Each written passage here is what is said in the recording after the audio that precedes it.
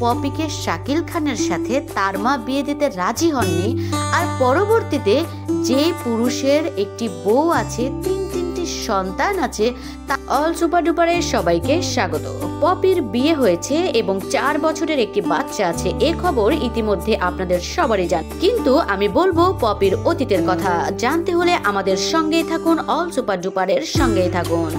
এখন তার মা অভিযোগ করছে পপির স্বামী তাদের সম্পত্তি ভোগ দখলের চেষ্টা করছে, কিন্তু পপি এই বিষয়ে এখন পর্যন্ত মুখ খোলেনি। তার মানে এখনো আমরা সত্যটা জানতে পারছি না। এবারে আপনাদেরকে পপির একটু অতীত জানাবো। এখানে পপি না, পপির মা বিষয়ে আপনাদেরকে বলবো। আপনারা শুনে সবাই অবাক হবেন। পপির সাথে শাকিল খানের যখন বিয়ে হয়েছিল, তখন পপির মা কিন্তু লোক পাঠিয়ে, অর্থাৎ গুন্ডা ভাড়া করে শাকিল খানকে মারধর করে পপিকে শাকিল খানের বাসা থেকে নিয়ে আসা হয়েছিল।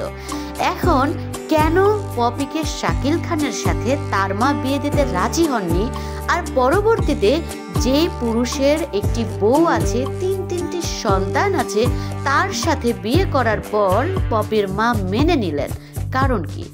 কারণ হচ্ছে শাকিল খানের অত টাকা ছিল না, কিন্তু পপি পরবর্তীতে যাকে বিয়ে করেছে তার অনেক টাকা পয়সা, অরেল টাকা পয়সার মালিক।